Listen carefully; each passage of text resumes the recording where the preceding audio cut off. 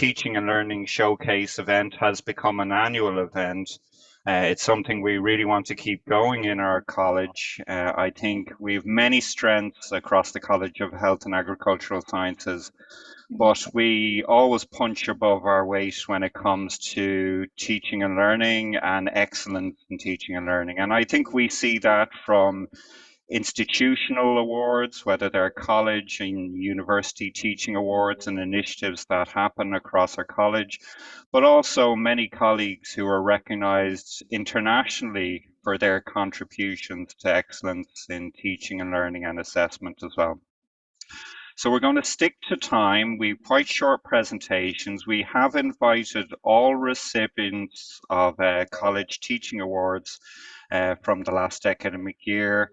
A number of you have kindly agreed to share some of your work that has possibly led to you receiving college or indeed university level teaching awards as well.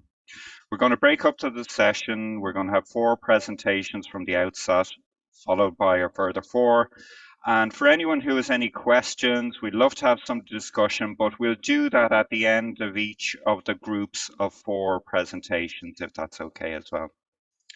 So just to remind everyone, we are recording this session as well, and we're doing that because we know there are various colleagues who would like to hear these presentations, but aren't able to join us today because of other commitments. And we've done this with previous teaching and learning showcases in the college, where we make the links available through the college website as well. So without further ado, I'm delighted to introduce our first speaker. We have representation from across the schools in our college this afternoon, but starting with the School of Public Health, Physiotherapy and Sports Science, Professor Mary Codd, who's going to open today's presentations with her presentation on students as partners in public health education. So over to you, Mary. Thank you. Thank you, Jonathan, and delighted to be here, and good afternoon, everybody. I think you can see my screen. So I have selected from the submission that I sent in a section called Students as Partners in Public Health Education. And for those of you that may be interested, this has become quite a topic of conversation and indeed publication across not just, of course, public health, but many other disciplines. Students as partners, it typically relates to students being engaged and involved in aspects of the curriculum delivery, and also assessment. I'm going to profile a slightly different slant on students as partners in public health education, which I personally have really enjoyed over the last 11 years, and which I think really works very well for both the recipients and the participants in this process. And this is graduate students of public health acting as tutors in an undergraduate public health curriculum and fashioned as a module, which is a graduate teaching assistant module with the code you see right there. What is the context for this development? The context is an undergraduate and graduate entry medicine student module, which is delivered each year to Stage 2 and Gem 1 students within School of Medicine, where there are typically a combined number of between 350 and 370 students, of whom 2/3 are undergrads and 1/3 are Gems. The classes follow the large standard large lecture format. It is a 3-component 12-week module, as you can see. And of course, our concern within this very busy medical curriculum is the minimal exposure that medical students in their formative years have to public health. And as such, many years ago, we added 3 2-hour seminars to that public health module. And for that, and within that, we use a group presentation format and a statistics workshop format. This is a graded component. All students must participate. Therefore, you can see that managing it is in fact quite challenging. The groups of students are divided into 18 to 20 CRNs with 16 to 20 students per CRN. And within each CRN, there are 4 subgroups. Do the math. This means there are between 72 and 80 group presentations to be moderated in this module. We do this by assigning a tutor for each CRN, and the challenges you can already imagine. Where do we find 20 tutors? And how do we standardize the process of orientation, moderation, and grading? And if I can cut to the chase, I could possibly finish right here, but just the track record has been over 11 years that we have had some 4,000 School of Medicine students participate in this module, and each of them present. I think I recall only 2 students in all of that time who did not actually stand up and make part of their group presentation. And in that time, we've also had 140 or so graduate tutors. A snapshot of what these groups look like, of course, with names blanked out, divided by CRN. This is one group, and there are 4 subgroups within it. The yellow mean undergraduate and the red mean graduate entry students. How do we, I should say, first of all, how do we recruit tutors, given that we have a small faculty? We have 6 faculty members who participate in this every year. And so we recruit 12 to 14 Masters of Public Health students and or PhD students to participate in this. And of course, you're saying right away, well, what's in it for them? Well, I'll come to that towards the end, but first let me take you through what the process is for this module. It's in trimester 2, the weeks are given here, and the activities outline. We prepare all of us together for the first seminar, which is an orientation for all student groups. I'm going to cut to another presentation here to give you a sense of what that is. And I'm hoping that you will be able to see my screen for this particular presentation. So let me just go right here. Okay, so share. Okay, so this is what we orientate our tutors to for the first seminar. And of course, what they need to do is to orientate their student groups in turn to the set of 3 seminars, what they comprise of, some of the processes, in particular, the challenges of working as a group, how we make suggestions for them to work as a group. They are given guidelines for the content of their group presentations, guidelines for their group presentation and how to manage that over a 20-minute period, guidelines for their slides, and then how to submit their presentations in a defined format and by a defined time period.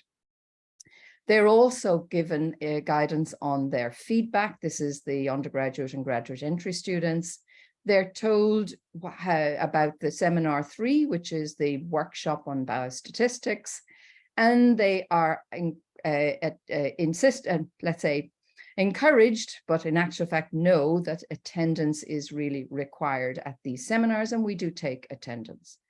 And in that, following on from that, of course, they're always interested to know how it is graded, how much it's worth, and we tell them how that's all broken down, following the content guidance they've already been given to provide epidemiology of the condition, critical appraisal of scientific, clinical, and public health data, implications for public health policy and services, and their overall presentation. That's the group marks.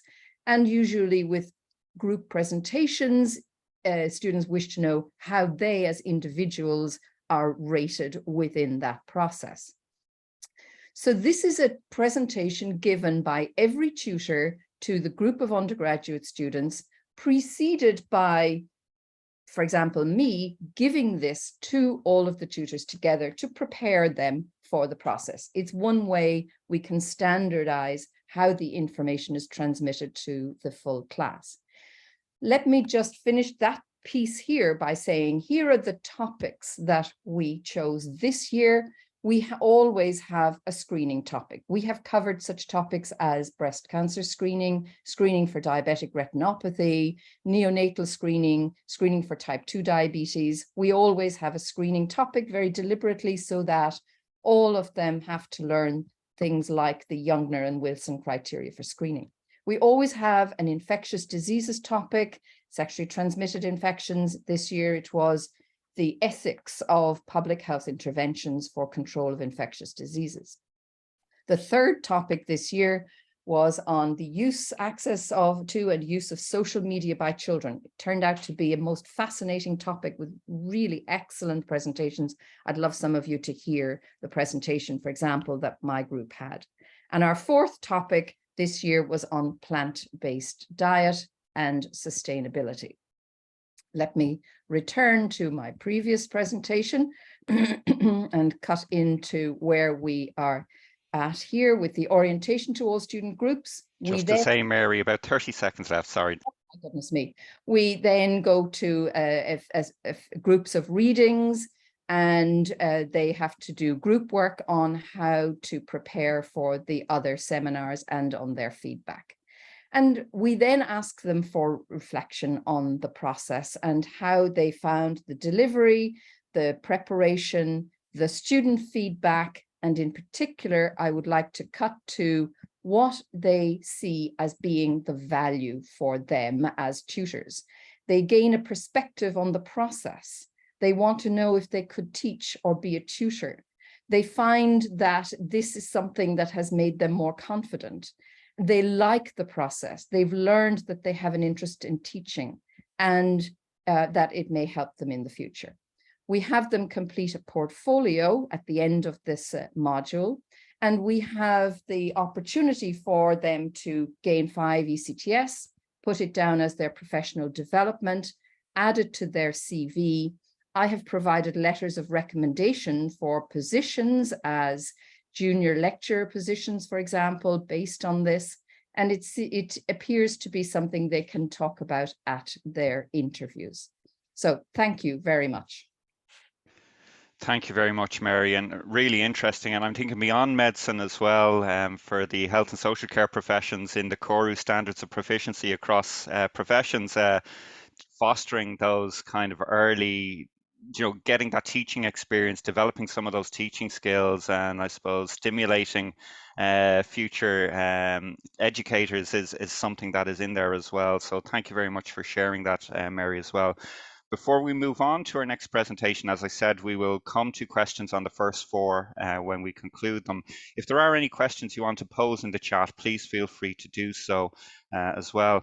As I mentioned from the outset as well, I'd just like to recognise, obviously, our college principal, Professor Cecily Kelleher, is with us for this session today. And also I see on the list we have some of our heads of schools represented, as well as many of the associate deans for teaching and learning across the schools as well. And I suppose it's these individuals who really help us champion a lot of this exciting stuff we're doing in terms of teaching, learning and assessment across the college. So I just wanted to take that opportunity to recognise the contribution of our college principal, our heads of schools, and also those in teaching, learning, leadership positions in the schools as well. So without further ado, we're going to move straight on to our next presentation, Frida Brown, who's going to talk about my UDL journey. So thank you very much, Frida. So we're moving from the School of Public Health, Physiotherapy and Sports Science to Nursing, Midwifery and Health Systems. So over to you, Frida. Thanks very much, Jonathan. I'm okay. It can be heard okay? Perfect. Yeah. Thanks very much. This afternoon, I just want to present briefly on my UDL journey.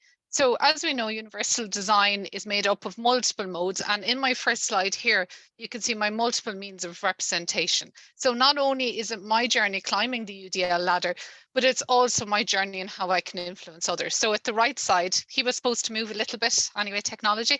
On the right side, you can see the man with his long stick, his roller on the end of it. And you can see how large an area that person can paint with the roller attached. If I climb up my ladder, which I have in my practice in implementing UDL across our school and within the university, I can reach a much broader area. So part of my nomination for my Teaching and Learning Award was my contribution towards universal design in the School of Nursing, Midwifery and Health Systems. And that's one of the focuses of my brief presentation. Oh, there, look, he moved. Okay, so a little bit about my background. I joined UCD School of Nursing, Midwifery and Health Systems in January 2020. So we all remember what happened in March 2020 when we went completely online. Prior to joining UCD, I had a lot of teaching experience and I had some experience with instructional design. But during that summer of 2020, when the National Forum for Teaching and Learning and AHEAD were advertising the Universal Design for Learning digital badge. It really took my interest, and I signed up and I completed it in autumn 2020. Following my completion in autumn 2020, I was really bitten by the bug for Universal Design for Learning. I found that the principles of it could be really applied to my teaching practice, and the importance of ensuring that we apply those principles across our teaching practice. As a result of that, in the summer of 2021, I became a University for All faculty partnership program. So as you know, that's run by University for All, and I came under the influence really of Dr. Lisa Padden, who's really helped to guide me and support me in my journey as well, and all the staff within UCD for All as well. So in our School of Nursing and Midwifery and Health Systems, and many of you will have seen this before, this is one of many slides in relation to our access data. So within our school, our 4 undergraduate programs, you can see, are very, like our mental health nursing has 46% quota for students from widening participation. So our figures are extremely high. We have a large population of students who come from widening participation communities. So it's really important, once we have our students in place, that we're supporting them and that we support them through the use of Universal Design for Learning and the principles of Universal Design for Learning. This table is our figures within the School of Nursing, Midwifery and Health Systems. And like I said, I'm one of these 9s in 2000 that took the UDL digital badge and the facilitators badge, and went on then in the spring of 2021 to assist Lisa Patton in our first local rollout within the school. You can see we've huge figures in 2021 and in 2022.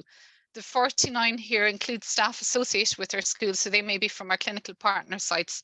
But currently at the moment, we have 34 faculty within our school who have undertaken the Universal Design for Learning digital badge. It works out at roughly about 52-53% of our staff. So we are the leading school within UCD and within CHAS as well for our faculty participation in universal design.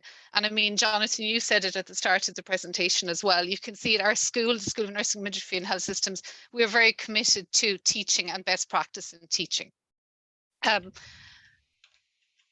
So an example of where I have applied Universal Design for Learning in my own teaching and how it's helped me to influence others as well.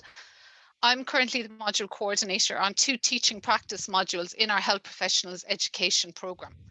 And that is an education program for nurses and midwives who wish to go on and practice as teachers. And in nursing and midwifery, we also have a registration with our NMBI to allow a person to register as a registered nurse tutor or registered midwifery tutor.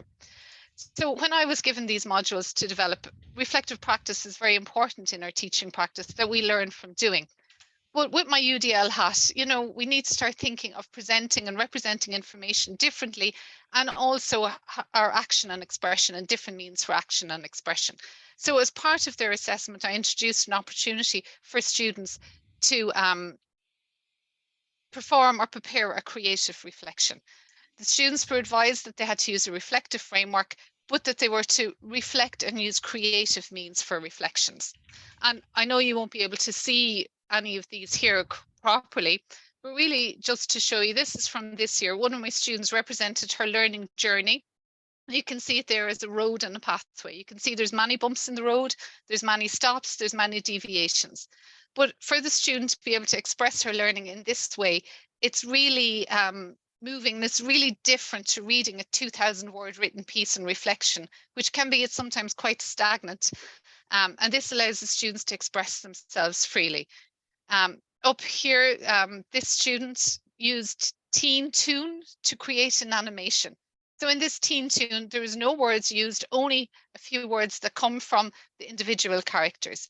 Again, to sit, to understand the student's position and their learning from it was quite staggering. I know you're going to be unable to read this, but this is a poem that a student created to reflect their learning. It's really important in these modules as well. These are our future nurse and midwifery educators, that they experience different ways of teaching, different ways of assessing, so that they can apply it to their practice as well.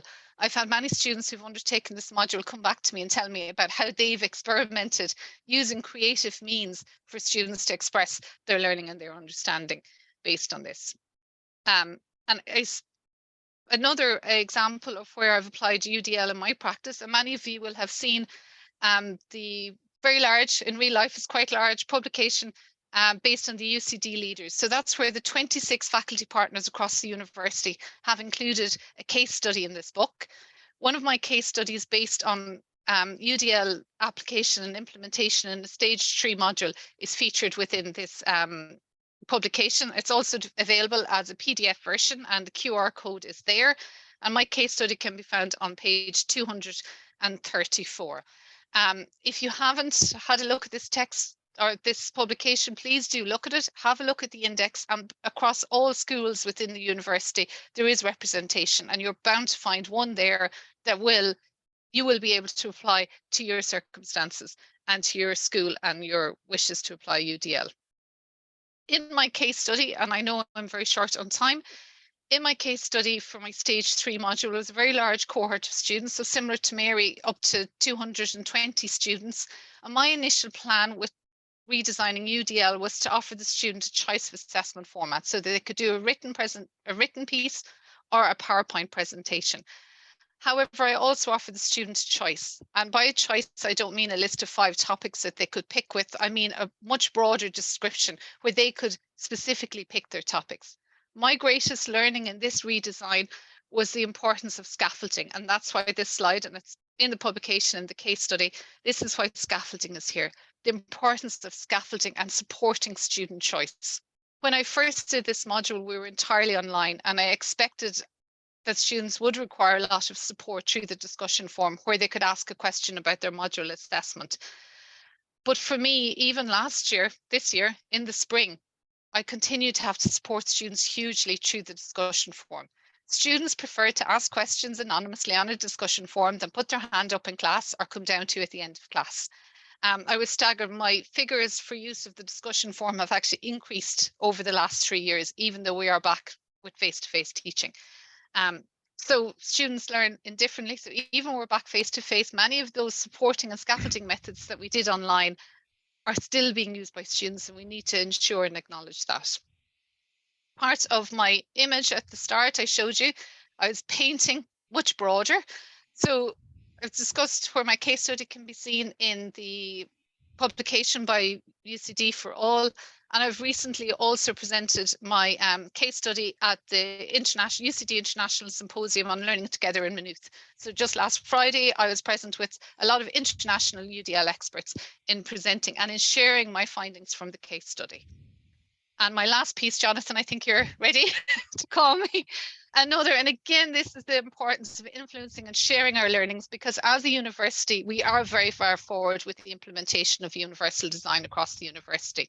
So in the school, and I should have said that on my slide with our numbers, that I'm one of 3 faculty partners within the school. So there is a team of us working on supporting staff to implement universal design for learning.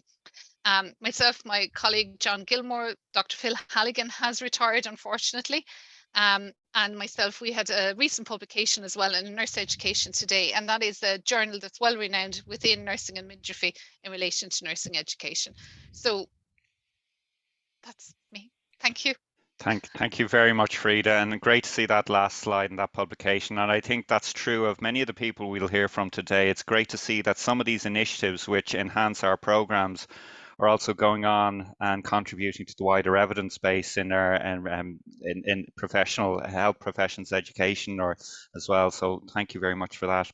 We'll now move on to our third presentation. Unfortunately, Associate Professor Owen Cummins from the School of Medicine can't be with us this afternoon, but Owen kindly recorded a presentation. So fingers crossed I managed not to mess this up completely. And we might just go ahead and play Owen's presentation. So you should see that on screen now. Good afternoon, everybody. My name's Owen Cummins, and I'm an associate professor in the School of Medicine. Sitting down to record this Zoom-based video has given me a little bit of a flashback to COVID times. But hopefully I'll be able to give you a bit of background as to some of the teaching innovations that I've been involved in. And the title of my presentation today is Teaching Histology to Science and Medicine Students. So what is histology? So histology involves the study of tissues and cells under a microscope. So it's a core component of some of the teaching that we deliver to a variety of cohorts of students. So they could be medicine students, undergraduate, graduate entry, some of our science students, as well as our radiography students, both undergraduate and graduate. And in the old days, when I was an undergraduate student myself, histology involved using a light microscope with tissue specimens that were prepared or stained in a variety of different ways. And then we would look down the microscope and try and learn some of those important histological features, which are so important to the understanding of physiology. If we fast forward a few years, it has a slightly different guise. So we mainly use digital histology, so in which case the slides or the specimens have been photographed, digitized, and then presented to students, usually in what we refer to as a CAL sessions or computer-assisted learning session, where they'll work through the individual specimens in question and try and understand the physiology a little bit better. So there are some challenges associated with the teaching of histology in this way in the CAL classes. So generally they are taught as self-directed classes. So the students are expected to work away autonomously over the course of an hour or two and try and engage with the material. But some of the challenges that present relate to isolation. So the students working away by themselves sometimes feel a little bit left out or distant from the teaching.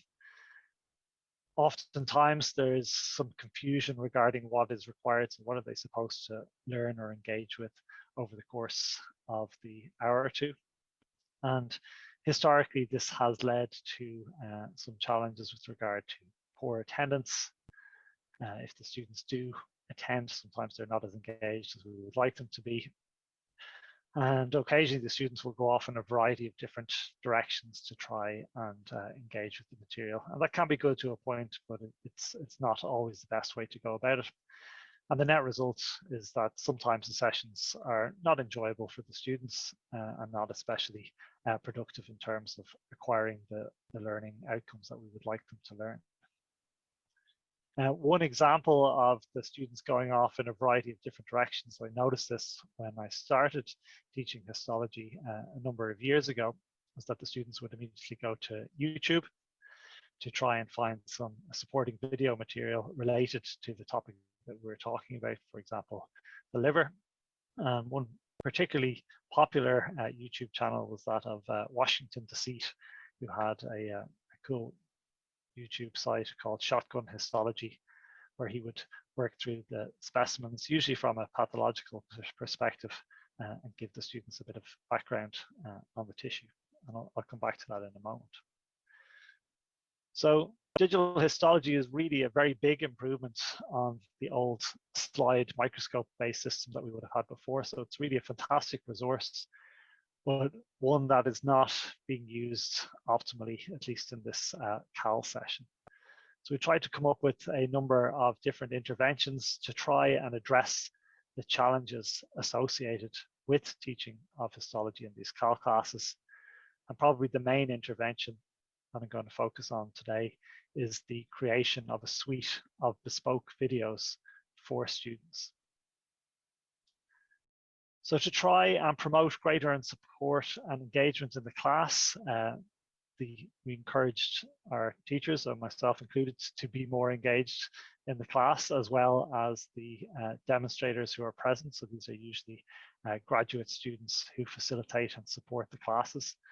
So being more engaged, actively going around and asking the students questions, how they're getting on and so forth, led to the generation of a lot more questions from the students. We saw lots more examples of peer-to-peer learning. So this is where you'd have 2 or 3 students gathered around a terminal, looking at it and asking each other's questions or agreeing or disagreeing with each other's opinions, which is great to see. And this very much facilitated student learning. We tried to be better with regard to the provision of clearer instructions. a series of checklists or key features, which very much set out to the students what was expected of them in the hour or 2-hour session, and also gave them an indication of the standard required in order to get those learning objectives. In order to promote attendance, we included some short end of class tests on Brightspace. There's nothing like assessment to drive attendance rather. And we felt that this worked because we created the CALs as a standalone class. So this means that the student didn't necessarily have to have revised in advance of the class. And similarly, they didn't necessarily have to have had learning material or lecture material provided to them in advance of the class. So everything that they needed in order to thrive or survive in the class was provided to them. At the end of the class, the students were examined on material that was covered and emphasized, so the assessments were very fair.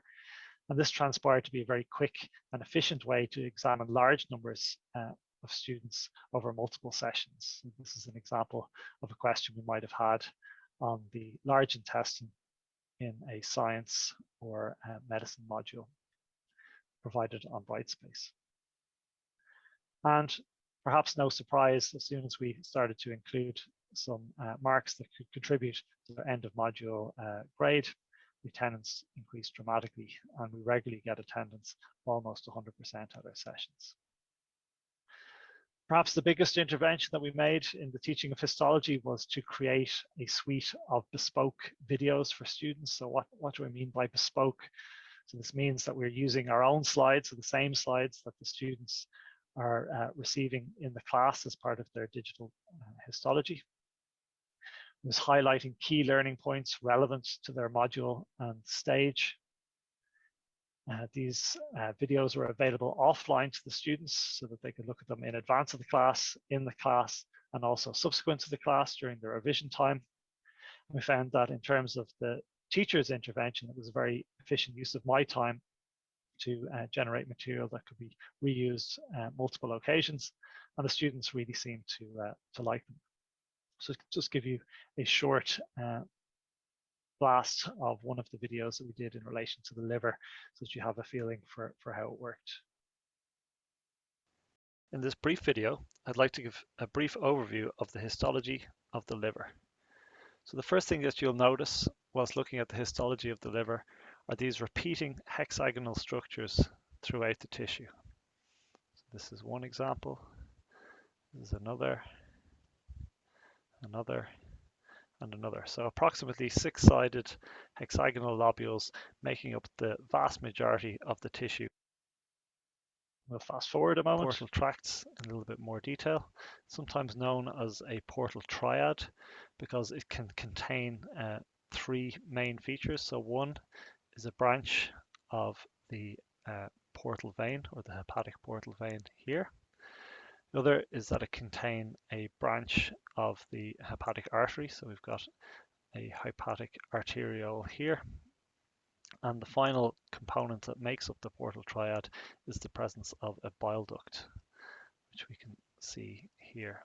So the bile duct is relatively smaller, and we know that it's a duct by the presence of the epithelial cells surrounding the liver. So this is one example taken from the liver. It generated a series of other videos using different histological specimens to reinforce the histology of different parts of the gastrointestinal tract, for example, so the stomach, the small intestine, the large intestine, as well as some of the accessory organs, such as the pancreas and the liver that you've just seen.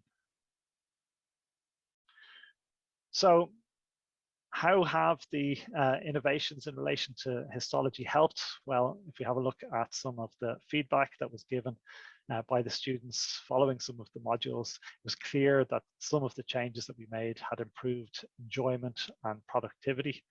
I'm not going to read out all of the different terms here, but you can see them on the table, and you can see that the students were appreciative for the generation of the material.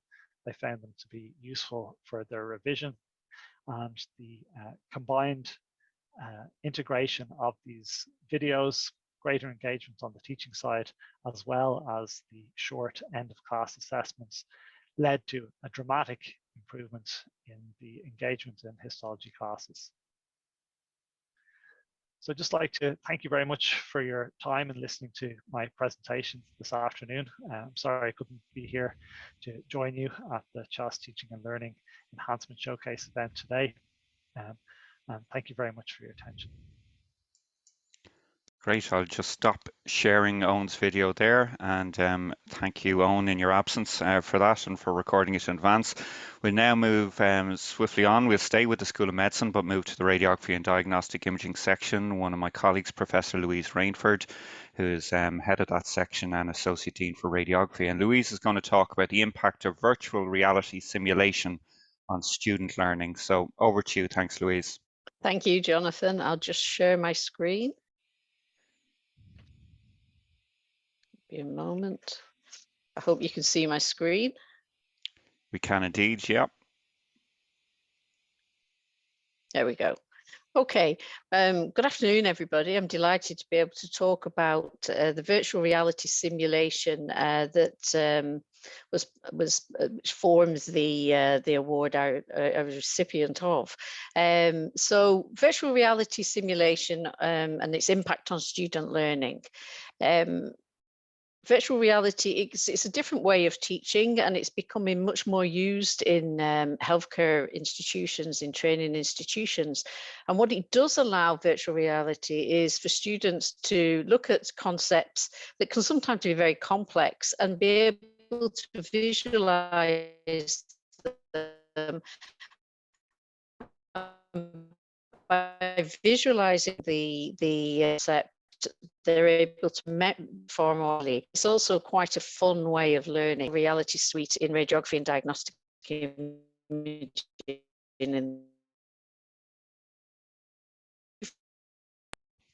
I think Louise, I think we were losing you a little bit there, Louise. I don't know, is it your bandwidth? It maybe if you try just turning off the camera, okay, it might just help a little. Sorry. Maybe I'll stop the video. Can you hear me now? Yep, can hear you now. You can hear me? Sorry, I don't know why. Sorry. So our virtual reality suite, we developed 6 virtual reality bays in the radiography and diagnostic imaging department in the School of Medicine. And this is, I won't do the video. I'll keep that just in case it's affecting the Wi-Fi.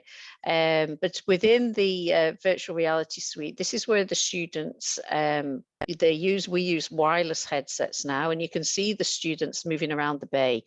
And each of the bay is colored green. And this is the area when they're in a room in virtual reality, it corresponds to the green area laid out in the actual physical room. And we have another 2 rooms like this. So we brought in virtual reality simulation for radiography practice to start out with. So these are just pictures of the virtual reality room with the patient in the room and the X-ray tube.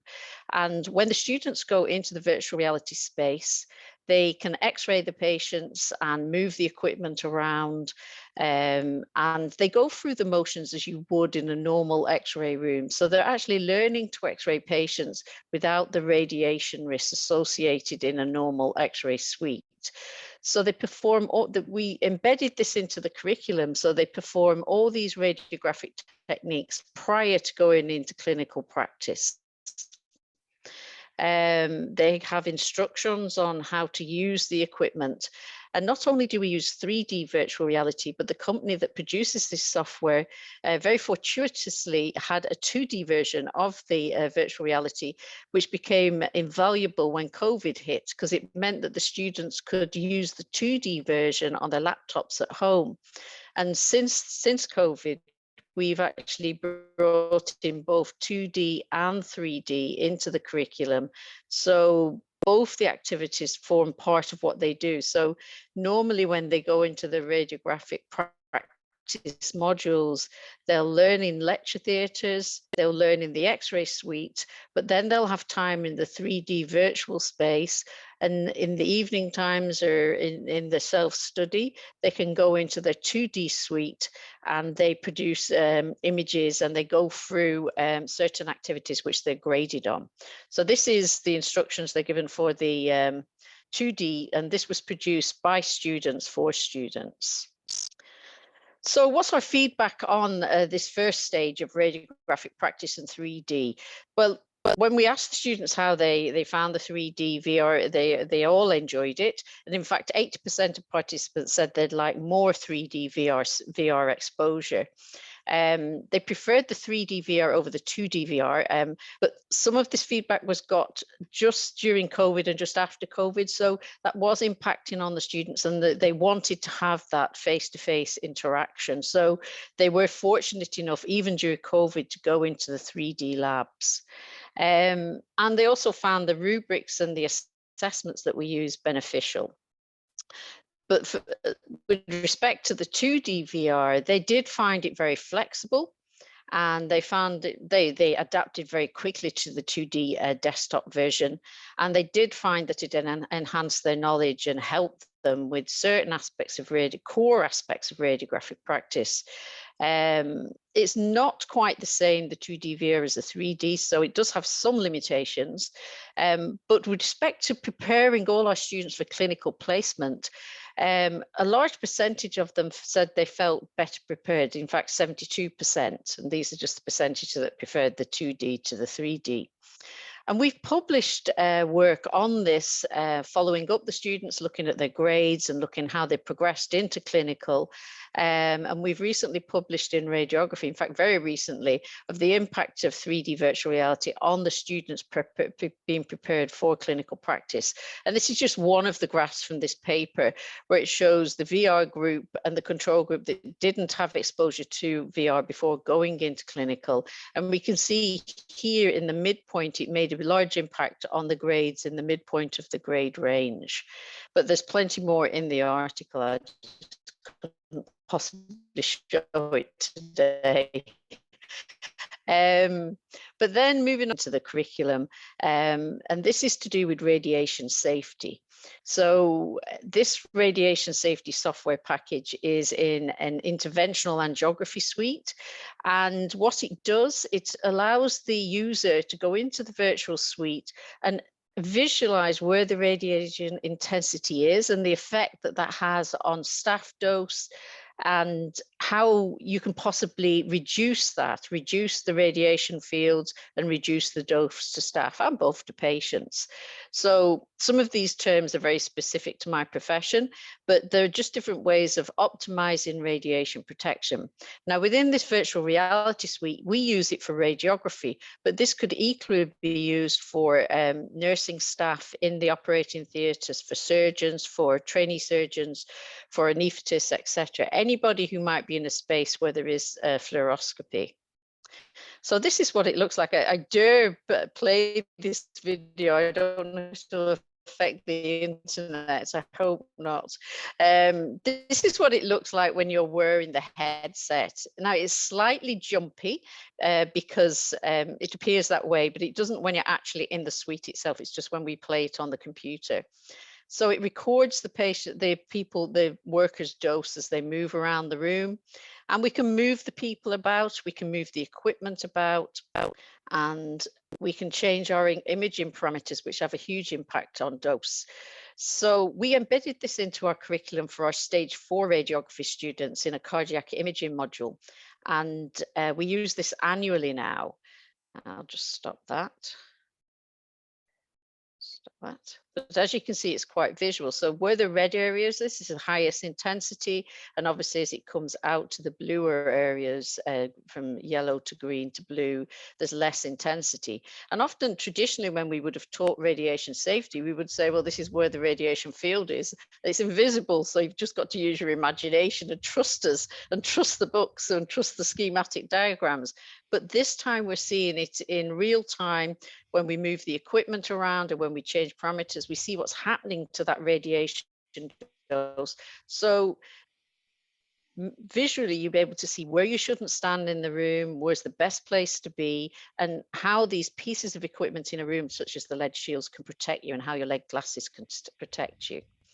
So Just to what say, we did, almost that time, Louise. I'm nearly there. I'm nearly there. What we did, we ran this with our radiography students, but we also incorporated a group of medical students just to see how they took it up. And I'm just going to very quickly flash these graphs up. The green areas where they found a very positive response to enjoying as part of learning. So you can see it's very green. So both cohorts enjoyed it. When they had a confidence in in areas of radiation safety, we asked them different questions about where equipment should be and how it impacts and where the staff should stand. They found this very positive. You can see again, there's a huge amount of green satisfaction from both the radiography students and the medical students. And when we asked them about using this type of assessment, the assessments we had for this type of activity, they all agreed that it should be minor stakes, about 20% of a module. And that's exactly where we have it. And it's the same with the radiography practice. We have the VR at a 20% minor stakes assessment, and they were quite happy with that. Again, we've published the findings of our work with students so far and our embedding of this virtual reality software into our program. And this again was recently published in July of this year, actually. Sorry, we went online, it's in print, but it is open access, it's available for all. And this relates to our radiation safety outcomes. You can look to more detail. So in conclusion, very positive beneficial response from two different cohorts of radiography students and medical students. It supports everything else that we do, our lecture work, our x-ray room work. Students work together in pairs, and it's self-directed in part. And they do enjoy it, which is an important part of learning, which we found a great enhancement to our teaching program in these two specific areas. This is my email if anybody's interested. And I suppose, Jonathan, I'm here as well to promote the fact that we do have 6 virtual reality suites that we use, but they are available, and we're always keen to have collaborators and more people using those suites. Thank you very much, Louise. Thank you. Thank you. And I think we might just pause now for a moment and see if anyone who's online has any comments or questions for Mary or Frida or Louise, or comments about Owen's presentation in his absence. We'll just open it up and see. We've nothing in the chat there, but if you do want to just unmute yourself and go ahead. I'll just give it a minute and look around. I don't see anyone with their hands up or... Okay. Well, Robin, if you want to go ahead there, Robin, please do. Yeah, sorry, with the virtual reality, I did a little bit of work with it in vet medicine, and we had some students who would get sick from the VR. Have you encountered that? Do you think maybe that's where the red numbers came from? Were there students who couldn't? It's a very low number. I mean, we have very few students. We actually have the figures. I don't have them on me. I mean, a few students will say that they find it quite hard to orientate. The vast majority find it fine. We would say you shouldn't be with the headset on for more than 30 minutes. You actually get very warm. And we buddy our students. What we did have at the start were headsets with wires, but now we're headless and we're wireless, which is much safer. There's no trip hazards, but 30 minutes max is enough. They're quite heavy, and it can, like, it does get warm, but very, very small proportion of students. And you can see straight away, we always work with them at the beginning till they get used to it. You can see straight away students can't orientate as well. Others just pick it up and within minutes, and they fly. Yeah. But you do have to be aware of it. Yeah. Thanks, Louise, and thanks, Robin. Any other questions for Louise or Mary or Frida? No. Well, we can always come back to any questions at the end, but in order to keep to time, we'll move on with our fifth presentation in this showcase as well. So we're going back to the School of Nursing, Midwifery and Health Systems, Dr. Denise O'Brien. Denise is going to talk to us about creating spaces for authentic engagement and the student voice, student-led module design and assessment. So over to you. Thanks, Denise. Thanks very much, Jonathan. Just sharing screen there now. Okay, can everyone see that? We can indeed, Denise. Brilliant. Listen, thanks very much for inviting me today. And I'm delighted. What I'm going to talk about today is just, this is, I suppose, the student's favorite module that I teach. So I'm in UCD 17 years and I've been involved in curriculum development, a lot around physiological midwifery. But in the last couple of years, I really noticed a need for leadership and empowerment for students. So I developed this module, and it's really about student voice, creating student voice and creating space. So my teaching philosophy is very much around, giving voice to students, creating space for critical consciousness and social action, and really, I suppose, empowering them and engaging them to get involved in critical discussion, to get out their passions. And midwifery as a profession, it's very relationship focused. And therefore my teaching is really underpinned by that, by relational autonomy and shared decision making. And in midwifery, for our students, they have core specific competencies that they need to develop. And one of them is that they really need to advocate for women and their choices and their partners in very complex, fast-paced contemporary maternity services. And that has become really, really difficult. And choice is key in Ireland, and it stands out internationally that, when you look at the literature and you look at services internationally, that choices aren't as freely available to women in Ireland as they are into other countries. So internationally, there really is a need to empower the discipline of midwifery, unfortunately. And it is something that we're really seeing. I'm sure you're all conscious of this, that CAO applications for nursing and particularly midwifery are really down. And this is to do with the complexity of health services in Ireland at the moment. And there's a real drive, as I say, to empower the discipline and enhance leadership skills. And that also in mind with this stage 4 is a really difficult year for students when they take on their internship. So because of that, I developed this module 3 years ago that really focuses on how to empower students. So how did I do it? So we looked at content on empowerment, shared decision-making, evaluations of maternity care policy, organisation, professional culture, also really looking at midwifery knowledge. How have midwives created specific research knowledge and changed maternity services? And another key issue is burnout. So I get previous students in, the students that have gone on it and research. And for example, a student who did a fantastic master's in research on burnout, the first of its type in the world actually, with midwives, look, how do midwives define burnout and what was necessary to reduce burnout? And that student has actually published that 3 times. So the students engage in that. And then the other thing that we do is we have a joint research network within the R&D hospital group with midwives. So midwives who've conducted research with us, they also come in. And again, they can see, the students get to see hands-on publications and research where midwives have contributed to knowledge. And that's really key. So to actually, as part of the teaching then, to try and engage students rather than, I've always been into blended learning and introduced it in 2015, but for this module, all the sessions have pre-recordings done completely. And these are offered to the students 2 weeks before the actual module starts so they can actually see it.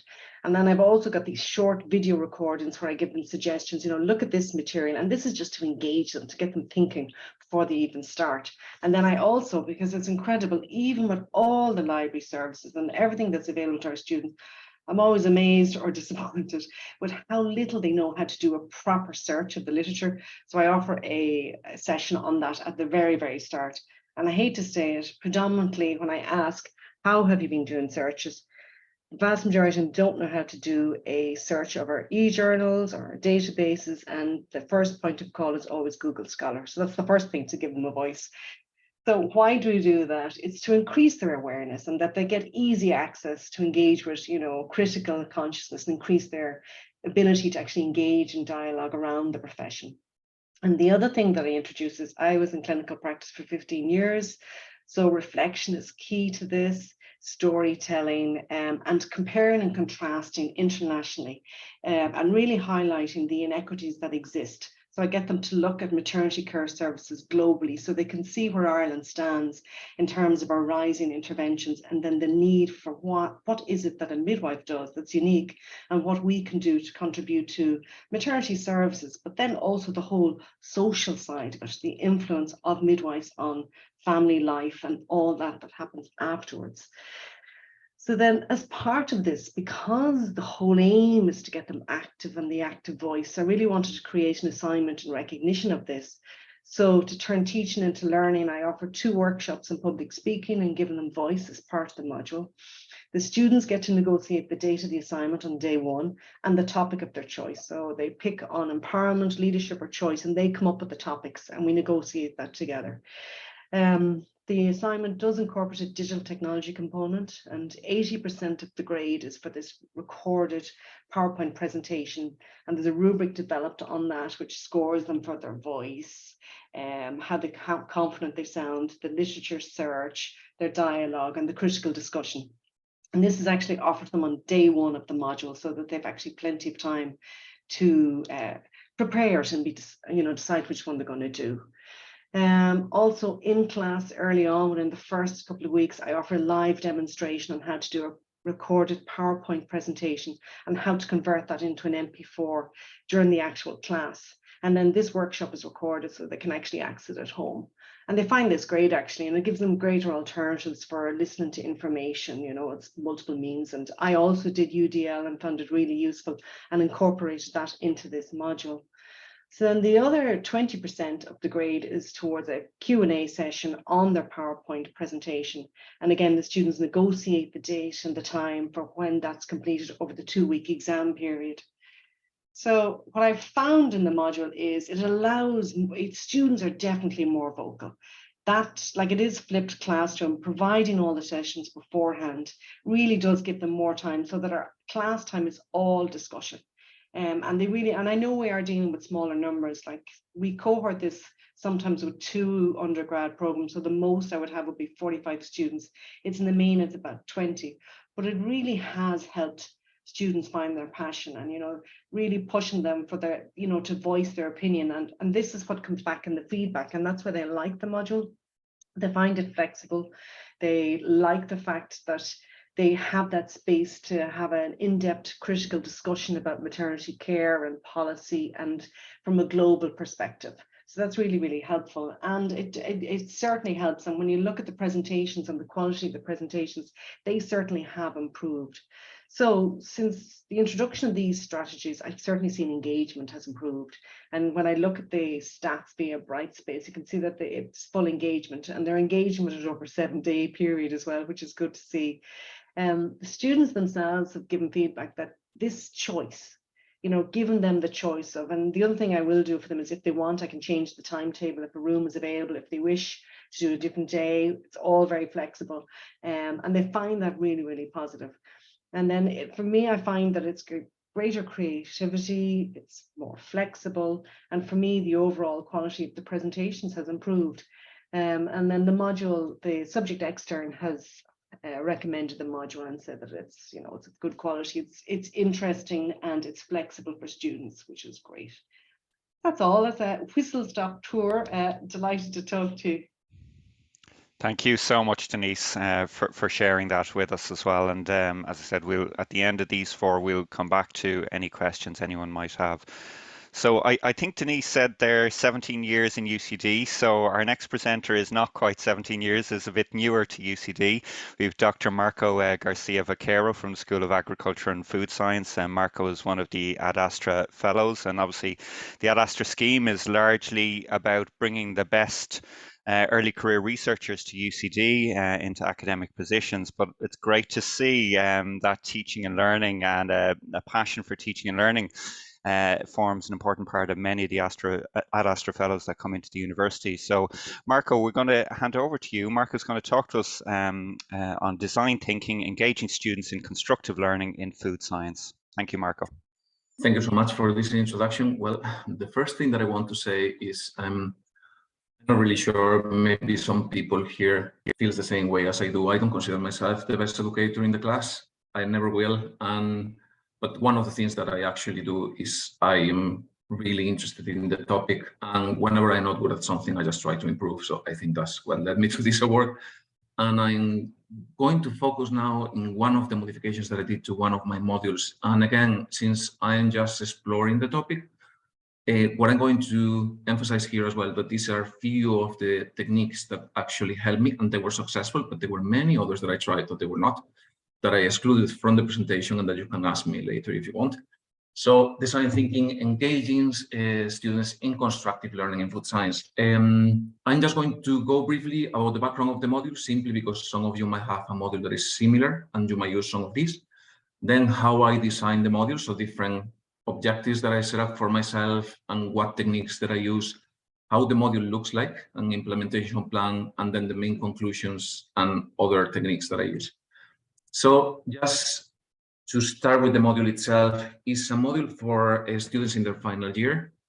Normally, I don't have much numbers, so it's an elective and it's designed for around 30 students. I started with having 20 students and now it's around 30, 40 students that take the module. Previous to taking the module, I have to say that the module was great already. So it was delivered face-to-face and they have problem-based learning scenarios, which I actually like a lot, so I feel particularly drawn to it.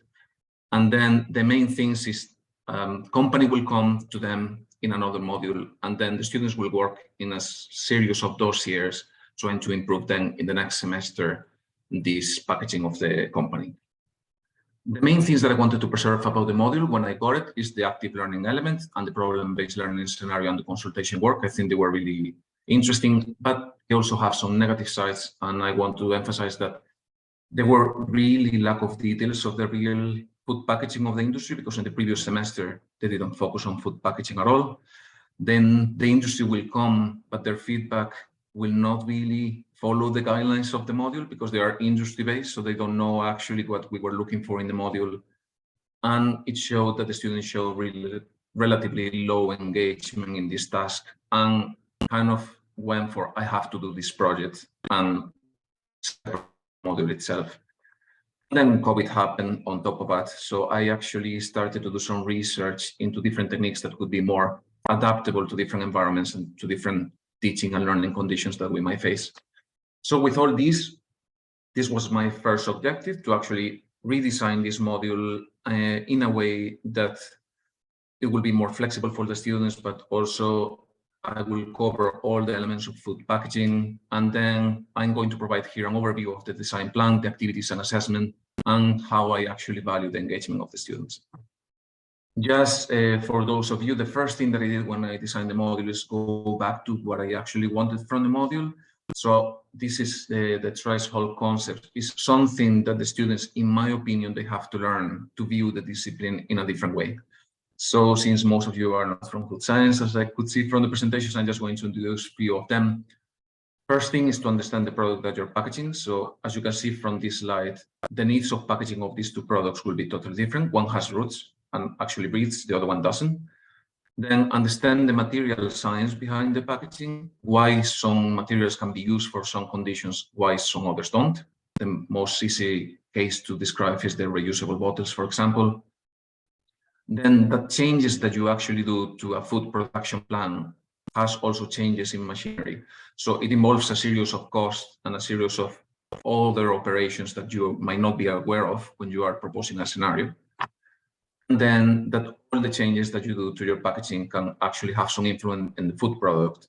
And although, for example, all the beef that you see here is perfectly safe to consume, the consumers are actually more drawn to some than to others. So it might actually, while you are doing something good for the company, it might actually be bad because the consumers are not actually accepting the food product. So you have to understand that as well. With these ones in mind, what I did then and what's really useful to me is just to go back to the learning outcomes of the module. So I redesigned those Once I have these ones clear, I just went back to the teaching activities and assessment that I'm going to explain now. This is an overview of the implementation plan. I also provide these to them so they can see the different aspects of the module and how they all interlink with each other. And this is how the module looks like. So the first thing that we do is some synchronous learning. So they are in the class in this case, but you can also adapt it to online. They are posed with two problems from the real industry. So there are two main challenges. And I take this from also newspapers and social media of these companies, and I also approach them actually. But the problems are designed by me based on this. And then there's a common aspect in all of them, which is the sustainability challenge that affects packaging. Then I split the class in different groups, and each of the groups, so half the class is assigned to one challenge and half of the class is assigned to another one. And this is real. They have to design a prototype for this packaging, and the two companies are going to be invited to come to the presentations. So they actually have to present the final products to them, or what they envision for the company to be the best idea. So to do this challenge, this is the scaffolding that I use. So it's design thinking for food packaging that has all these 6 different steps. It's just to create emphasis with the people that is actually going to use the packaging, define the problem, ideate different solutions, and then finally build a prototype. And because of time constraints, we stop the design thinking process here, because obviously we'll have to go do one testing and then see if we can just redo the prototype to adapt better in case we found some problems, but we don't have time for that. This is how the model looks like for them as well. I provide this visual guide at the beginning of the semester. So this is the number of activities that we are going to do in person. And these are the main tools that you will have to actually bring with you. So all these things that you will work week by week. And I want to focus here on active learning. So in this design thinking process, I include this active learning, and it's something that they cannot find in the books. So they have to go actually with the stakeholders, ask them questions using either questionnaires or interviews. There's 2 different stakeholders that are involved, and they have to provide evidences of this learning as well. Then the asynchronous learning comes to play. I don't provide any lecture in advance just because they have to read the problem first. They have to come fresh to the problem, and then these asynchronous learning activities are provided as pre-recorded lectures, but also videos, blog, podcasts, and other articles that they might find useful, and I release them only in the weeks that they might be used for the problem. I evaluate this also as an individual learning in the assessment there as an MCQ, but the 60% of the module is going to be assessed by the final work of the group. And this is overall how all looks like. So they have the problem, they solve it by design thinking, all these lectures are coming down, so they have all the information that they need to do the research, and at the end they have to generate a report of their group work, and they have to provide a prototype, they have to present, and the main thing for them, and the thing that they know, is that the companies are coming. So that's their main worry, which is actually really nice because it shows that they engage with the process. And these are a few of the prototypes that they have designed from the different challenges. I don't ask them to make any money expense, so they have to bring anything that they consider that can explain the prototype and how it will work to the companies. So they normally use a presentation as well, and I offer them every single material that they want to present. The only thing that they have is 10 minutes to present to the company whatever they want to present. So one of them will be the winner of the assignment, and normally they come and they present the presentation, obviously, then some advertisement campaign that they also shoot around campus, so you will see them also in different doors doing different scenarios, flyers and posters. Here you can see on the right some posters as well, and a bit of a flyer, and podcasts, and one of them actually did a pantomime for the company. Almost at time, Marco. Perfect. Just this is my last slide. So just evidence of engagement, attendance, which is non-mandatory, I emphasize that to them, is average 85%. They have to come or not if they find it useful. An electronic journal, so it's just basically a reflection of their own learning, and they normally provide there with their struggles and own learning and testimonials. And the student feedback is on average 4.8 to 5, which I don't consider relevant for anything, but in this case, it shows that they have a positive opinion. The ones that actually value it is positive. And then also it was really well valued by the external in my school. So this is, if you want to learn more about these techniques, they are published as well. And I just want to say again that these are the techniques that work for me. And if you have any question, I can help you with any modification. Here are my contacts. Thank you so much. No, thank you very much, Marco, for that presentation. And we'll move on to our penultimate presentation on supporting metacognitive learning from the School of Veterinary Medicine, Associate Professor Emma O'Neill. So we'll hand over to you now, Emma. Thanks a million. Thanks very much. Thanks for the invitation to talk this afternoon. It's a real honour. So I'm speaking about metacognitive learning, but when I came to this, I thought, gee, what on earth do I present? I presented a lot of information when I put my application in, but it's all very collaborative. So I was really aware of the fact that it represented a lot of things that I was involved on with a lot of different people. So I thought starting this, it might be nice to know a little bit about where I come from. So I also really thought I might steal the idea of the journey, because I really loved that when I'd seen Frida's mention of that earlier. So I actually think this is more of my metacognitive journey. So I'm a small animal clinician by background, and I'll come back to why I chose this photograph a little bit later on.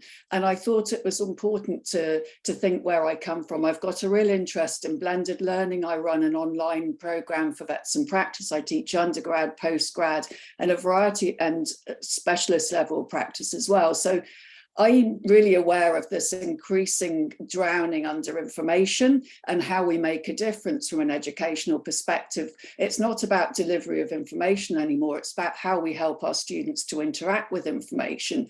So I'm really interested in how we enable learners, how we develop durable skills. I'm interested in clinic ready because that's part of my important role teaching as a clinician. And also I think what I was really keen on trying to develop is future-proof skills that really align with education for sustainable development. So strategic, critical thinkers, problem solvers, collaborative learners that are self-aware. That's really what's going to make a difference to our learners. And that's really where I was excited to get the opportunity to join 3 other members of staff on UCD campus as a fellow in teaching and academic development. And we came together with the remit to look for how we might use the new bright space as it was arriving at that point in time. How are we going to examine that from a pedagogical perspective? Interestingly, we came from very different backgrounds, but we shared a real drive to develop these same sorts of learning, that we felt students were really thinking in a fragmented way because of modules, and they weren't really thinking in a joined up way. So this is where metacognition comes in. And we felt that this was a really nice way of underpinning a lot of these things, and that metacognitive skills, those are an awareness and understanding of one's own thought processes, were a way of underpinning effective teaching approaches. Just to show you a little bit more about that, this is often broken down to a couple of different components. So knowledge of cognition, so that's recognizing different approaches and strategies that help how you do things, when you do, or why you might do different approaches, and then needing to be able to regulate that. So plan, monitor, and regulate. So all of this is very linked to helping our students develop durable skills, self-assessing, and taking ownership of their own learning, which really interested me. So why did we choose this? Well, it's been linked with academic achievement. It's shown to underpin critical thinking. It's effective as a component for lifelong learning because you're enabling students to start self-assessing and developing their own learning strategies. And it's a core professionalism skill. I think a lot of us would come from the College of Health Sciences. We're used to trying to develop clinicians or people that are in a clinical setting, paraclinical setting, and we're increasingly recognizing that they need to be reflective and think about how they're learning in order to stay up to date and progress. More importantly, there's evidence to show that these sorts of skills can be nurtured with the right environment. So what we did, this is very whistle stop, I'm a little bit aware of that, so I'm very happy to show people resources and talk about it if anyone wants to afterwards, but we found a really fantastic and evidence base for effective strategies for developing metacognitive skills in secondary school students, and they really mapped very well to the data at tertiary level. And so we took these 5 main strategies, like teaching metacognitive strategies, supporting metacognitive dialogue, just to take a couple of examples. and used an approach to translate into practice, whereby learning design sequences has been used by Oliver and colleagues to show how they might map learning approaches online. We use that as a way of mapping blended learning. And so we wanted to make student activities and their activity and active engagement in tasks was a way of driving them towards achieving learning outcomes. And we looked at what supports and resources would need to be available to help them support that learning journey. So this is a very, very busy framework, but hopefully what I'd like you to see is lots of colour, and the lots of colour maps to those learning mechanisms that are evidence-based, and we can break them down into 4 main components: introducing, so helping students understand why and what metacognition is; signposting where they're going, giving them exemplars and rubrics and helping guide them and start them stepping up to owning their own learning; enabling them by giving them ways of checking out, testing themselves, discussing with others, and ways of evaluating with feedback and giving them plenty of feedback, whether that be staff-led, automated, or from peers. All the time working on their learning approaches on a project with group-based work to try and drive the learning and dialogue around learning. So the important thing from this, and you might wonder why I've suddenly put Jiminy Cricket on here, but it's remind me to say that I think that this, I like this analogy, because Jiminy Cricket was there kind of speaking to Pinocchio the whole time, reminding him to start trying to do things in the right way. What the fantastic thing with blended learning is, it gives us an opportunity to have a wider influence on our students. So normally in face-to-face learning, we can talk to them when they're there, and we might be able to influence them by what we give them to work on. But if we can use blended learning well, we can have an influence by what they're doing and chipping in and saying, hey, have you remembered this? How about this? And being that Jiminy Cricket, but also that it's achievable with reasonable staff intervention, because students love feedback, and we'd like to give them feedback all day, every day, but that's not practical with hundreds of students. But if we use the VLE well, that helps us achieve that with reasonable staff input. I like this graphic, which is part of a video that we've produced if anyone's interested, because it reminds me that it's a very much a two-way process. That's the one thing that I've really taken out of this, is the more you engage with the students and get feedback from them, the more you learn about yourself. And that's why I wanted to call it my metacognitive journey, but also the more you drive better ways of bringing things forwards. So the idea of the framework is it really provides a framework for just developing bespoke sequences in a given setting. So that it's really a way of enabling teachers as designers of blended learning, giving them a map as to how to do it themselves.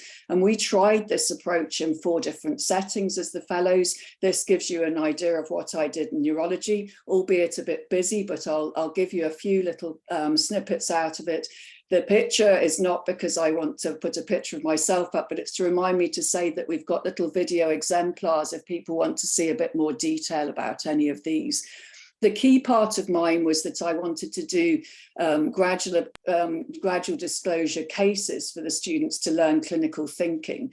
And I'll just give you a couple of examples as we go, but also to remind me to think all the time it's about encouraging dialogue around learning and thinking about how you're learning and reflecting on learning. So this is just a little bit of a look at my module, but we have clinical cases that students work on in groups, and these give clinical notes. They are asked to then summarize those. They put material forwards, and then the next part's released. That'd be a neuro exam and blood results. But it comes back to something that was mentioned earlier about scaffolding. Doing this online gives a perfect way of scaffolding, that you can give students support and feedback if they're going off at a tangent, but you can do it in a gradually reducing way to encourage gradual development of their own autonomy. We also can give various bits of imaging, videos of the animals, and advanced imaging. The other thing that I found really useful is— Almost at time, Emma, sorry. Perfect, thanks. Reusable learning resources, because these are a way of thinking about threshold concepts that they find difficult, but giving them feedback and letting them try out their learning thoughts. So you can ask them questions, give them feedback, and then link to other areas. So I've used those quite a lot. And just I'll finish up by saying that if anyone's interested, we've developed an online module that's available open access worldwide. And this is gives educators a chance for experiential learning of this framework put into action. It's got lots of different resources that are there for downloading, just giving you a few screenshots. But this is one screen that gives exemplars, gives things that can be downloaded to start implementing it in their own practice. So the one thing I want to say is I really firmly believe that the reflective angle is so important, both from student perspective, but our own perspective, because the more I've got them reflecting on learning, the more I've learnt what makes them tick, what helps, what doesn't help. So whilst my clinician colleagues thought I'd move to the darker side, introducing reflective practice into the teaching, it's definitely been very beneficial. So I'd love people to get in touch. Very happy to discuss this further. And thanks very much for the time. Thank you so much, Emma. And we'll now move on to our final presentation in the session, Dr. Sean-Paul Teeling from the School of Nursing, Midwifery and Health Systems. Sean-Paul is going to speak on the topic person-centred improvement research in practice. So hand over to you, Sean-Paul.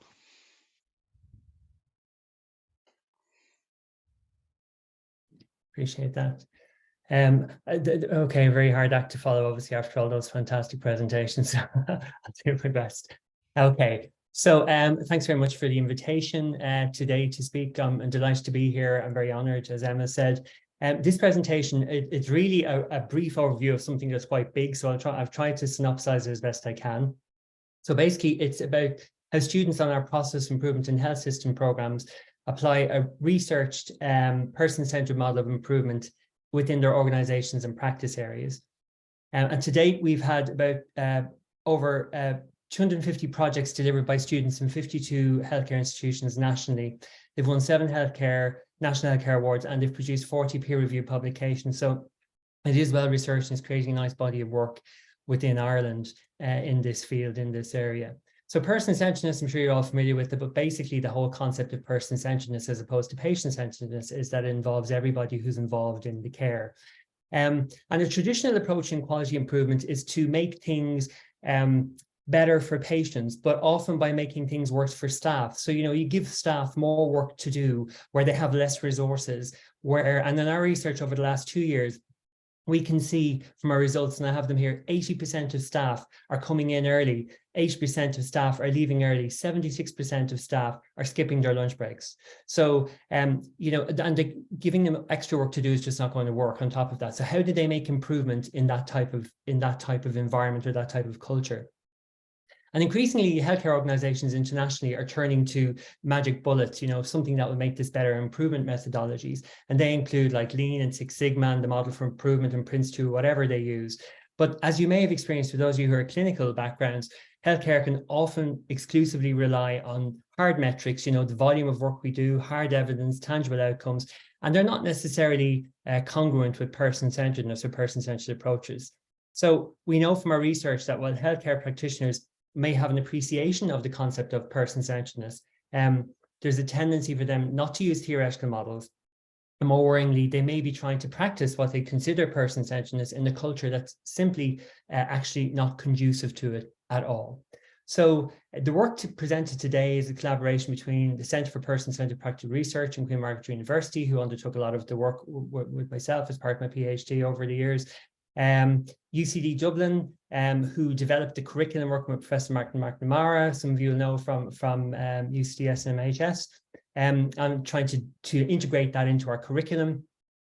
The Mater Hospital, which was our initial study site, and then more recently, the Northeast Regional Integrated Eye Care Service, which from now on I'm calling NERIS, just so you know who I'm talking about, who following the initial study agreed to be the deployment site of the developed person-centered model across 10 healthcare organizations and 14 centres, which work is ongoing at the moment. So what have we been doing? So, well, we undertook the first study internationally to use realist evaluation to explore the degree and nature of the coherence between the most commonly used process improvement methodology, which was Lean Six Sigma, and person-centered methodologies in healthcare practice. We undertook a 13-month review of the literature pertaining to Lean Six Sigma and person-centeredness. And from this, we were able to identify current areas of synergy, and it gave us an understanding of the status quo.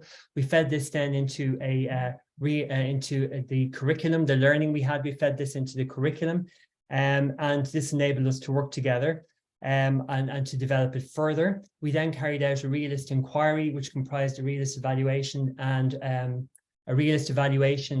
a realist review. Which further informed the model. We then looked at the methods we used, which I know Denise and Fried were talking about earlier about creativity. So person-centeredness is all about creativity. So we very much used how do you collect data in a creative way. So we managed to capture what we were doing there as well. And finally, we then wrote up what we had just published this paper on the deployment across the 14 sites. So we've been trying that within those sites.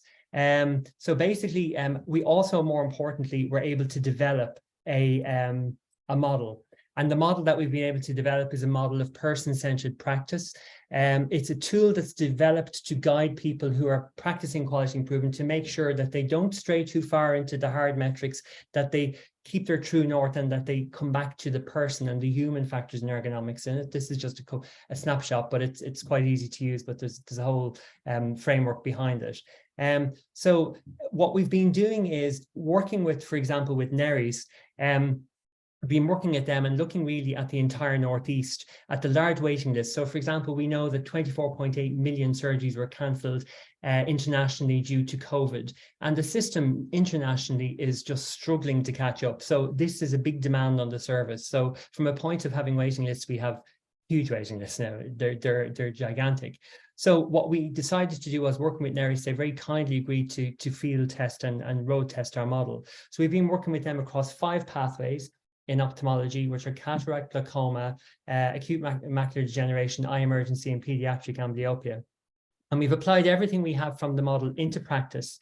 And we spent a lot of time with clinical teams, trying to understand their values and visions for themselves and their service and their colleagues and their patients, which has been really important.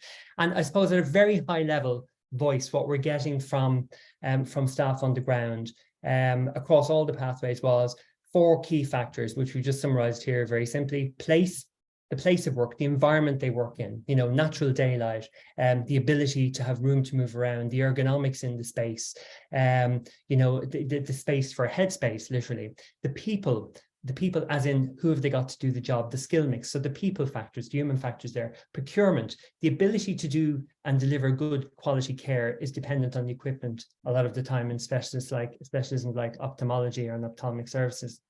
And then, of course, these all feed into the patient. So these were the ultimate concerns. And working with patients, we noted the following 8 themes. So these are with patients across the various streams that we've worked with. Their concerns are things like access to care, respect for patient preferences, coordination and integration of care, comfort, emotional support, the involvement of their family and friends, information and education, and continuity and transition. But one thing that came out across all of the staff surveys, customer journey mapping, and voice interviews, workshops that we've done has been staff just say they just don't have enough time to do what they have to do in the time they have to do it. Time is everything. Time is king. And interestingly, this came out as well when we spoke to our patients. So when we spoke to patients, they too were primarily concerned with time. So here's a sample of patients who were interviewed about their experiences of a cataract pathway.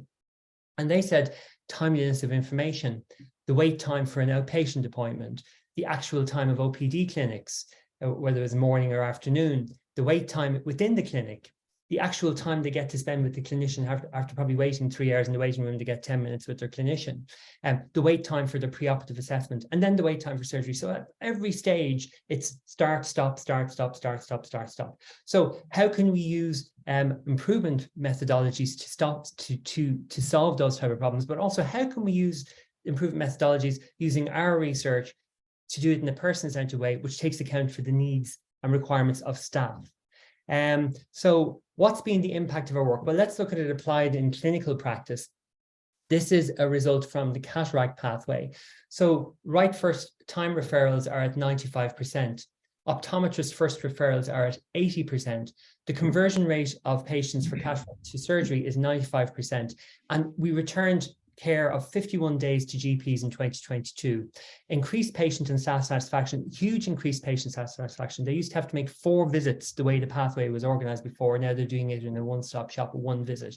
So it's a decreased travel time for patients with 1 preoperative visit as opposed to an average of 4 before the interventions. And the median time to surgery has been reduced by greater than 50%. So we know that it has that impact, and we know that it has that impact without creating extra work for clinical staff. And that's really important to take staff again into the equation. For further deployment, we're working now, as I said, within Neris, and we're also further testing now within the Beacon Hospital. So currently the model has been applied in public, private and multi-site. We've taken the model to Stanford Medicine. We were asked to do a plenary there last year. We've presented, we're bringing that back there again this year for further review, and they're looking at adopting it. We have 4 hospitals which are going to adopt the model. But the key thing is everything that we're doing in the field will be fed back into the curriculum, because this model is integrated into our improvement curriculum and has been updated through very robust PDCA cycles. So we're learning, it is literally theory from practice for practice. And we're enabling us then. You're just about at time there, Sean-Paul. Sorry now. Okay, so that's enabling us to get to where we need to be. And that literally is it. I will call it a halt there then, Jonathan. Perfect timing. Thank you very much, Sean-Paul. And I'd just like to thank all of our 8 presenters in this session as well. Of course, there are many other College Teaching Award recipients who aren't presenting today. So just to congratulate them also. And I think it's been really great seeing these 8 presentations, and I'd just like to encourage kind of engagement and collaboration across our college, which some of our presenters talked about as well. We've just gone over time slightly, but I'll just see if there's any burning questions for Sean-Paul, Emma, Marco or Denise that anyone would like to raise before I go to Cecily. No, I don't see. No one's unmuting. I'll just check. No. Nothing in the chat there. Okay, well, before we wrap up the session, I'd just like to hand over to our college principal, Professor Cecily Kelleher, just in terms of making some concluding remarks, Cecily, and thank you for being with us throughout this afternoon. Jonathan, thank you very much indeed, and good afternoon. What a splendid set of presentations and what a really interesting session. I'd like to reiterate what you said at the beginning, Jonathan, that excellence in teaching has been a hallmark of the college, but also at university and international level. And this forum first came about during the pandemic, but we've seen how useful an opportunity it is to interact and hear the breadth, depth and diversity of work that's going on across our college. And really, it's core to our pedagogy that we'd have this excellence. So congratulations to all the presenters. Congratulations to the audience in staying with it at such a critical time, which is a very busy time of the year for us all. We've really heard such a range of interesting things. I think that for me, innovation and participation are the 2 cross-cutting things I picked up from this. We heard about students supporting students, how undergraduates can benefit from graduates. We heard about the application of universal design and scaffolding and widening participation. Farewell to microscopes in histology, but hello to digital histology and shotgun histology. The use of virtual learning simulation, which is fun, memorable, 30 minutes limited, but interestingly, radiography without the exposure, which I thought was a really interesting case for that. We heard about the student voice in midwifery, the importance of relationships, and therefore empowering our students in training in order to be able to do that in their work. And we also heard about design thinking for food packaging and the use of problem-based learning. And very much the companies are coming and you need to be prepared for that 10-minute pitch. We heard about metacognitive learning. I think I see how that works to take us on a blended learning journey. It was really interesting to observe and listen. and see the patients at the heart of that, all of those adorable cats and dogs and the small animals. And we've heard finally, and not least, from how the person-centered model has been developed into a tool that is really having impact. I think you said 52 institutions and 40 peer publications and being taken up by a variety of providers. So all in all, it was excellent, both in terms of the educational impact and the number of publications that we've seen. So thanks to everyone for this occasion, to Jonathan for your leadership in relation to it, to our associate deans and heads of school, all of those who have been contributing to the teaching, and all of you who, as I say, have stayed with it. And a particular thanks to the CHAS support team this afternoon, to Beth and Gemma. And I hope we will have many more of these fora. As you said, they go from strength to strength, Jonathan, and they really exemplify excellence. We heard the Learning from UDL Leaders document of case studies called out earlier. It really is a tremendous tome and a tribute to all the good work that's going on. So thanks everyone, and look forward onwards and upwards. Thank you so much, Cecily. Fantastic summary there of the session this afternoon, and thank you especially for your support. And as you said to all the heads of school, I'd like to thank Gemma and Beth in particular for making today happen and doing all the organisation behind the scenes as well. And I suppose what we hope to see is much more continued enhancement across our college in terms of teaching and learning, that this great work continues in future. And I suppose one of the things on my agenda over the next year or so is to try and see how better we as a college can help with that cross-disciplinary enhancement work and learning from each other based on these experiences. So thank you all, wishing you all a good afternoon. And again, thank you so much for taking the time out on a busy time of year. So goodbye, everyone.